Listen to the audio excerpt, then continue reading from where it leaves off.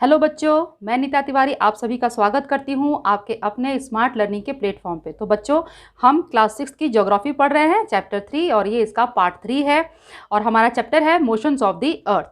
ठीक है, तो चलिए हम टाइम वेस्ट नहीं करेंगे और हम चैप्टर स्टार्ट करते हैं। ठीक है, देखिए, लुक एट द फिगर 3.3।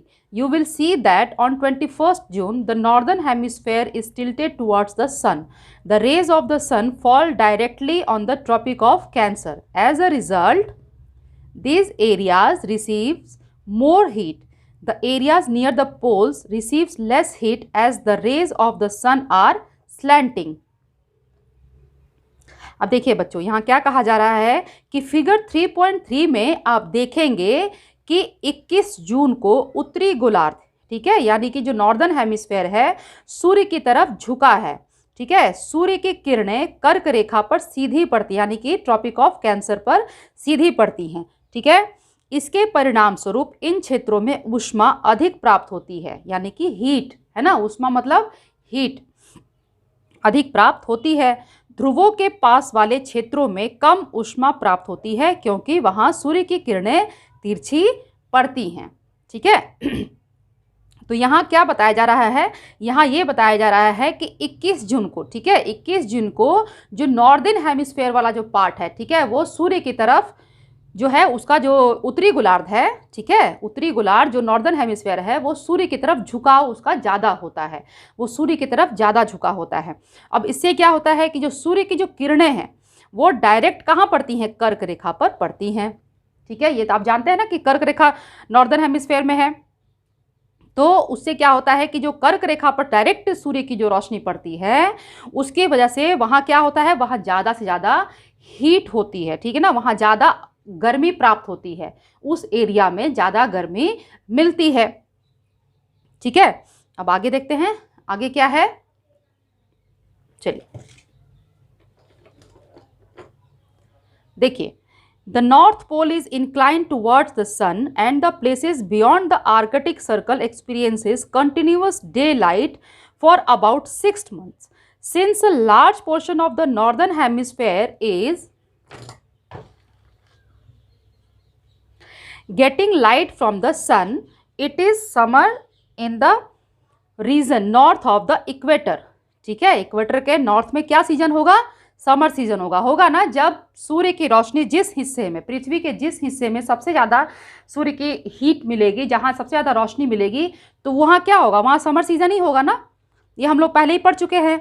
और the longest day and the shortest night at this places occur on 21 जून। तो नॉर्दर्न हेमिस्फेयर में क्या होता है कि यहाँ हमें बताया गया कि 21 जून को ज़्यादा झुकाव होता है। ठीक है, जो नॉर्दर्न हेमिस्फेयर वाला जो हिस्सा है पृथ्वी का, वो 21 जून को ज़्यादा झुका होता है। ठीक है, 21 जून को वो ज़्यादा टिल्टेड होता है टुवार्ड्स द सन। ठीक है, मान लीजिए ये सन है, तो ये बताया जा रहा है, और ये आपका नॉर्दर्न हेमिस्फेयर है, ये सदर्न हेमिस्फेयर है। तो अब बताया जा रहा है कि ये वाला जो हिस्सा है, ये देख रहे हैं आप, ये सूर्य की तरफ ज़्यादा झुकाव है ना।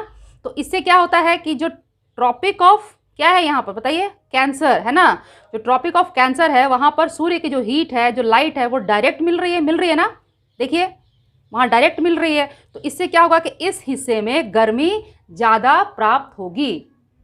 ठीक है, और 21 जून को क्या होता है कि ज़्यादा झुकाव, सूर्य की तरफ ज़्यादा झुकाव होने की वजह से 21 जून को इस जगह पे सबसे लंबा दिन और सबसे छोटी रात होती है।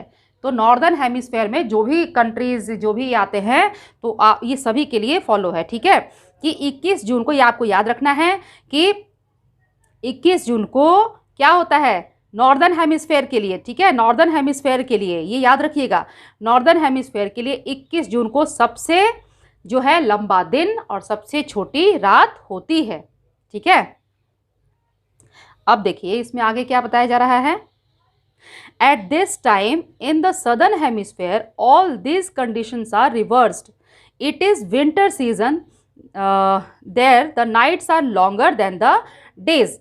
अब ठीक इसके उल्टे क्या होता है, सदर्न हेमिस्फेयर में होता है, जो ये सदर्न हेमिस्फेयर है, यहाँ क्या होता है, ठीक इस जो नॉर्दर्न हेमिस्फेयर में ठीक इसका उल्टा यहाँ होता है। यहाँ क्या होता है, रातें लंबी होती हैं और दिन छोटे होते हैं। क्यों, क्योंकि जो सूर्य की रोशनी है वो यहाँ पर हमें कम मिल रही है। ठीक है, इस वजह से। तो इस कंडीशन को, ठीक है, this position of the earth is called summer solstice. जो ये कंडीशन है सूर्य की, अर्थ की जो ये कंडीशन है, इस कंडीशन को, इस पोजीशन को क्या कहते हैं? अर्थ की इस पोजीशन को कहते हैं समर सॉल्स्टिस। ठीक है, चलिए आइए इसको हम समझते हैं।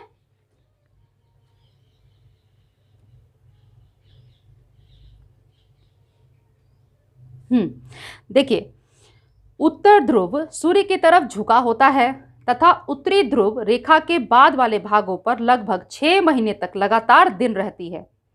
ठीक है, रहता है। चूंकि उत्तरी गोलार्ध के बहुत बड़े भाग में सूर्य की रोशनी प्राप्त होती है, इसलिए विषुवत वृत्त के उत्तरी भाग में गर्मी का मौसम होता है। यानी कि इक्वेटर है ना, इक्वेटर के जो नॉर्थ पार्ट है इक्वेटर का, ये इक्वेटर है ना, बीच में से डिवाइड करता है, इसका जो नॉर्दर्न पार्ट है वहां पर गर्मी होता है, गर्मी का मौसम होता है। ठीक है, चलिए अब देखिए क्या है।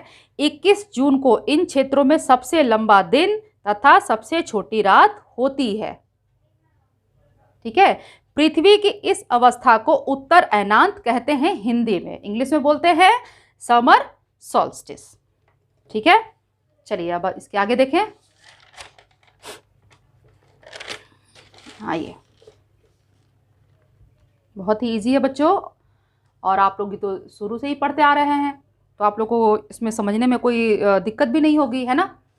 चलिए देखिए, on 22 December the tropic of Capricorn receives direct rays of the sun as the south pole tilts towards it. As the sun's rays fall vertically at the Tropic of Capricorn, a larger portion of the southern hemisphere gets light. Therefore, it is summer in the southern hemisphere with longer days and shorter night. देखिए, उसका उल्टा हो गया ना, पहले northern hemisphere में था इस तरीके का कंडीशन, और अब जो पृथ्वी की जो पोजीशन है वो चेंज होने की वजह से अब ये जो कंडीशन है वो सदर्न हेमिस्फेयर में हो गई, है ना। The reverse happens in the northern hemisphere. This position of the earth is called the winter solstice. Do you know that Christmas is celebrated in Australia in the summer season? देखिए, interesting है ना। चलिए अब देखिए बच्चों, यहाँ पर क्या बताया जा रहा है कि 22 दिसंबर को हमने वहाँ 21 जून को देखा था कि जो नॉर्थ पोल है वो सूर्य की तरफ झुका रहता है ना, उसका झुकाव सूर्य की तरफ होता है। तो अब यहाँ बताया जा रहा है कि 22 दिसंबर को दक्षिण ध्रुव साउथ पोल के सूर्य की ओर झुके होने के कारण मकर रेखा यानी कि ट्रॉपिक ऑफ कैप्रिकॉर्न पर सूर्य की किरणें सीधी पड़ती हैं। ठीक है, इससे क्या होता है कि सूर्य की किरणें मकर रेखा पर लंबवत पड़ती हैं यानी कि सीधी पड़ती हैं, इसलिए दक्षिणी गोलार्ध के बहुत बड़े भाग में प्रकाश प्राप्त होता है। सेम वही चीज़ कि जहाँ सूर्य की रोशनी ज़्यादा मिलेगी वहाँ पर ज़्यादा प्रकाश होगा, ज़्यादा हीट होगी, है ना। इसलिए दक्षिणी गोलार्ध में लंबे दिन तथा छोटी रातों वाली ग्रीष्म ऋतु होती है। ठीक है, अब देखिए, अब यहाँ पर क्या हो गया, जब जो दक्षिणी भाग है, जो पृथ्वी का दक्षिणी भाग है, जब वो सूर्य की तरफ झुका, है ना, उसका झुकाव जब सूर्य की तरफ ज़्यादा हुआ तो उससे क्या होता है कि सूर्य की जो रोशनी है वो डायरेक्ट जो है वो मकर रेखा पर पड़ती है ना, हमारे ट्रॉपिक ऑफ कैप्रिकॉर्न पर डायरेक्ट हीट मिलता है। उसकी वजह से ये जो रीजन है, जो सदर्न हेमिस्फेयर है, यहाँ पर क्या होता है, गर्मी का सीजन होता है। और उसमें क्या होता है, गर्मी के सीजन में क्या होता है, आप सभी को पता है कि गर्मी के सीजन में जो दिन होते हैं वो लंबे होते हैं ना, दिन बड़ा होता है ना, और रातें छोटी होती हैं। ठीक है, तो पृथ्वी की इस अवस्था को दक्षिण अयनांत कहते हैं। जो पृथ्वी का जो ये पोजीशन है इसे दक्षिणी अयनांत कहते हैं। ठीक है, वहाँ हमने देखा था कि 21 जून को जो नॉर्दर्न हेमिस्फेयर है वो सूर्य की तरफ उसका झुकाव ज़्यादा रहता है, तो उसको क्या बोलते हैं, उसको बोल रहे थे हम लोग ने, क्या बताया था, बताइए, उसको क्या बताया था, समर सॉल्स्टिस था, और ये क्या है, ये विंटर सॉल्स्टिस है। ठीक है, ये याद रखिएगा कि जब 22 दिसंबर को जो साउथ पोल है, ठीक है, वो जब सूर्य की तरफ झुका है, वहाँ का जो पृथ्वी का जो पोजीशन चेंज हुआ, ठीक है, उसकी वजह से जो सूर्य की जो रोशनी है वो डायरेक्ट मकर रेखा पर पड़ी यानी कि ट्रॉपिक ऑफ कैप्रिकॉर्न पर पड़ी। तो जो सदर्न हेमिस्फेयर है, सदर्न हेमिस्फेयर में सूर्य की रोशनी ज़्यादा मिली, ज़्यादा वहाँ हीट मिली, तो उससे क्या होगा, उससे वहाँ का जो सीज़न होगा वो कौन सा होगा, वो समर सीज़न होगा, है ना। और इससे क्या होता है कि जो 22 दिसंबर होता है, 22 दिसंबर को याद रखिएगा कि सदर्न हेमिस्फेयर में लंबे दिन तथा छोटी रात वाली ग्रीष्म ऋतु होती है। ठीक है, 21 जून वाली जो लंबी रात 21 जून वाली जो लंबे दिन और छोटी रात होती है वो कहाँ होती है? उत्तरी गोलार्ध में होती है ना, नॉर्दर्न हेमिस्फेयर में। लेकिन बच्चों 22 दिसंबर को जो लंबे दिन और छोटी रात वाली जो गर्मी होती है वो कहाँ होती है? वो सदर्न हेमिस्फेयर में होती है। ठीक है, तो इसमें बिल्कुल कंफ्यूज मत होइएगा, और ये याद करने वाली चीज़ें हैं क्योंकि ये एग्जाम में आती हैं, और जिन बच्चों को सीटेट वगैरह की तैयारी करनी है उनको भी ये चीज़ें बहुत बारीकी से याद रखने वाली हैं, क्योंकि जो स्टेटमेंट के क्वेश्चन बनते हैं इन बच्चों के लिए वो इन्हीं से बनते हैं, और ये काफ़ी स्टेटमेंट में वो लोग थोड़ा सा घुमा देते हैं तो बच्चे जो है घूम जाते हैं। ठीक है, चलिए आगे देखते हैं। अब देखिए यहाँ लिखा है कि क्या आप जानते हैं कि ऑस्ट्रेलिया में ग्रीष्म ऋतु में क्रिसमस का पर्व मनाया जाता है? देखिए, आपको पता था कि ऑस्ट्रेलिया में जो समर सीज़न है, अभी समर सीज़न चल रहा है ना, हमारे यहाँ मैंने आपको बताया था ना कि जब नॉर्दर्न हेमिस्फेयर में विंटर होगा तो जो सदर्न हेमिस्फेयर है वहाँ क्या होगा? ठीक इसके उल्टा होगा, है ना। वहाँ क्या होगा? वहाँ अब समर सीज़न होगा, है ना। तो आपको पता है कि 25 दिसंबर को हम सब लोग पूरे विश्व में हम लोग क्रिसमस मनाते हैं, है ना, आप सभी मनाते होंगे। तो हम जहाँ रहते हैं तो हमें पता है कि यहाँ तो बहुत ठंडी पड़ती है 25 दिसंबर को। तो लेकिन सोचिए कि जो ऑस्ट्रेलिया है, आपको लगता होगा, आप सभी बच्चे, हम भी जब छोटे थे तो हम सोचते थे कि यहाँ ठंडी पड़ रही है तो जो पूरी पृथ्वी पर ठंडी का ही होगा, मौसम होगा, लेकिन ऐसा नहीं है, है ना। तो है ना इंटरेस्टिंग कि ऑस्ट्रेलिया में अभी गर्मी का सीज़न होगा और वहाँ लोग गर्मी में क्रिसमस मनाते हैं। ठीक है, चलिए आइए अब आगे देखते हैं। देखिए, on 21 March and September 23 direct rays of the sun fall on the equator. ठीक है, ये भी बहुत ही इंपॉर्टेंट है, याद रखना आप सभी, और जो भी कॉम्पिटिटिव एग्जाम के जो बच्चे तैयारी करते हैं उनके लिए तो बहुत ही इंपॉर्टेंट है, सब चीज़ें याद रखना। At this position, neither of the poles is tilted towards the sun, so the whole earth experiences equal days and equal nights. ठीक है, तो ये क्वेश्चन आ जाता है इस तरीके से कि जो इक्वल डेज और इक्वल जो नाइट है उसको कब एक्सपीरियंस किया जाता है, कब फील किया जाता है, तो वो कौन सा दिन होता है? 21 मार्च को और 23 सितंबर को। और इस अवस्था को क्या कहते हैं? This is called an equinox. ठीक है, इसे कहते हैं इक्विनॉक्स। चलिए आगे देखते हैं। On 23 September it is autumn season in the northern hemisphere, है ना, हमारे यहाँ ऑटम सीजन है, and spring season in the southern hemisphere. ये भी हम पिछले वीडियो में पढ़ चुके हैं, आपने अगर वीडियो नहीं देखी होगी तो आप वीडियो देखिएगा। ठीक है, the position in the case on 21 March when it is spring in the northern hemisphere and autumn in the southern hemisphere। ठीक है, देखिए द अपोजिट केस होता है, ठीक है ना, जब 23 सितंबर को ऑटम सीजन है आपके नॉर्दर्न हेमिस्फेयर में। ठीक है, तो अभी उस समय क्या हो रहा होगा? 23 सितंबर को जब नॉर्दर्न हेमिस्फेयर में ऑटम है तो इस समय जो सदर्न हेमिस्फेयर है वहां पर कौन सा सीजन होगा? वहां होगा स्प्रिंग सीजन। ठीक है, ठीक इसके अपोजिट होता है ना, तो the opposite in the case on 21 मार्च। अब 21 मार्च को ठीक उसके उल्टा हो जाता है, when it is spring in the northern hemisphere और autumn in the southern hemisphere, है ना। तो सब चीज जो है वो बिल्कुल उल्टा हो जाता है। ठीक है बच्चों, चलिए आगे देखें।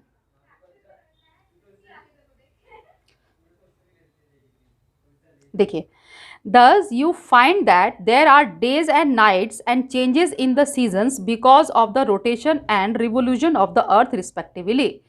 तो अब आप समझ गए होंगे, चलिए इसको हम अब समझते हैं इसको और अच्छे आसान भाषा में। देखिए 21 मार्च, ठीक है, 21 मार्च और 23 सितंबर को सूर्य की किरणें विषुवत वृत्त पर यानी कि इक्वेटर पर सीधी पड़ती हैं। ठीक है, डायरेक्ट पड़ती हैं।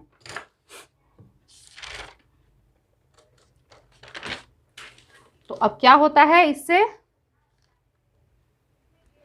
इस अवस्था में कोई भी ध्रुव यानी कि कोई भी पोल सूर्य की ओर नहीं झुका होता, इसलिए पूरी पृथ्वी पर रात और दिन बराबर होते हैं।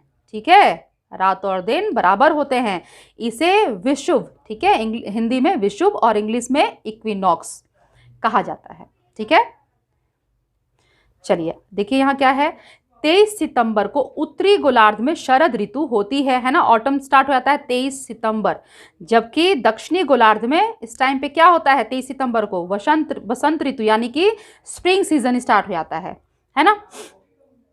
और ठीक इसके उल्टे देखिए कि 21 मार्च को स्थिति इसके विपरीत होती है, ठीक अपोजिट हो जाती है। 21 मार्च को क्या होता है कि जब उत्तरी गोलार्ध में यानी कि नॉर्दर्न हेमिस्फेयर में स्प्रिंग सीजन हो जाता है, और जो दक्षिणी गोलार्ध है, ठीक है, जो सदर्न हेमिस्फेयर है, वहां पर ऑटम सीजन स्टार्ट हो जाता है। ठीक है, तो बच्चों इसे देखिए, हमने इतना जो भी पढ़ा इस पूरे चैप्टर में, तो इससे यह स्पष्ट है कि पृथ्वी के घूर्णन यानी कि उसके रोटेशन और परिक्रमण यानी कि रिवोल्यूशन के कारण दिन और रात तथा जो सीजन है ऋतुओं में परिवर्तन होता है। ये हमें क्लियर हो गया यहाँ पर, है ना। आ जाइए एक बार फिर से जो फिगर है हमारा 3.3 हम उसे देखते हैं और एक बार उसको अच्छे से फिर से समझते हैं। ठीक है, अब देखिए, ये देखिए थोड़ा नज़दीक लेके आती हूँ ताकि आप लोग को दिक्कत ना हो। देखिए, ये देखिए, ये 21 जून है ना, ये तो हमने समझ लिया है। यहाँ देखिए 23 सितंबर, ठीक है, 23 सितंबर को आप देख रहे हैं कि जो आपका जो ये नॉर्दर्न हेमिस्फेयर है, यहाँ क्या होता है, 23 सितंबर को नॉर्दर्न हेमिस्फेयर में ऑटम सीजन होता है, वहीं सदर्न हेमिस्फेयर में क्या होता है, स्प्रिंग सीजन होता है। ठीक है, और सेम उसके उल्टा हो जाता है 21 मार्च को। ठीक है, 21 मार्च को क्या होता है, नॉर्दर्न हेमिस्फेयर में स्प्रिंग हो जाता है और सदर्न हेमिस्फेयर में क्या होता है, ऑटम सीजन हो जाता है। ठीक है बच्चों, और जो डायरेक्ट जब क्या होता है कि जो सूर्य की जो किरणें हैं, ठीक है, सूर्य की किरणें जब डायरेक्ट इक्विनॉक्स किसके बोलते हैं कि जब सूर्य की किरणें डायरेक्ट जो है इक्वेटर पे पड़ती है, ठीक है, कोई भी पोल, चाहे वो साउथ पोल हो चाहे या नॉर्थ पोल हो, ठीक है, कोई भी पोल सूर्य की तरफ उसका झुकाव नहीं होता है। जो सूर्य की रोशनी है वो डायरेक्ट कहाँ पड़ती है, इक्वेटर पे पड़ती है। तो इस अवस्था को, इस पोजीशन को क्या बोलते हैं, दिस इज कॉल्ड इक्विनॉक्स। ठीक है, तो अब आप इसे पूरी तरीके से समझ गए होंगे। तो हमारा चैप्टर जो है 3rd chapter motions of the earth यहाँ आज खत्म होता है। ठीक है बच्चों, इसके आगे हम कुछ इसके जो इम्पॉर्टेंट फैक्ट्स हैं उनको हम फिर से रिकॉल करेंगे। फिर उसके बाद हम इसके सारे जो बुक के आपके टेक्स्ट बुक के जो क्वेश्चन आंसर्स हैं उनको भी हम डिस्कस करेंगे, और बाद में फिर हम क्या करेंगे, जो एक्स्ट्रा क्वेश्चन आंसर होंगे, ठीक है, हम उसे भी डिस्कस करेंगे। ठीक है, तो चलिए अभी आप वीडियो को देखिएगा। वीडियो देखने के बाद आपको पसंद आ जाए तो मेरे वीडियो को लाइक कर दीजिएगा। और बच्चों, मेरे चैनल को अगर अभी तक आपने सब्सक्राइब नहीं किया है तो प्लीज़ मेरे चैनल को सब्सक्राइब कर लीजिए। बेल आइकन को दबाना बिल्कुल भी मत भूलिएगा, और मेरे वीडियो को ज़्यादा से ज़्यादा आप शेयर भी करिए, ठीक है, ताकि और भी बच्चे मेरे वीडियो को पढ़ सके, देख सके, समझ सके। ठीक है बच्चों, चलिए फिर हम नेक्स्ट वीडियो में मिलेंगे। तब तक आप लोग अपना ख्याल रखिए, खुश रहिए, मुस्कुराते रहिए। Bye bye.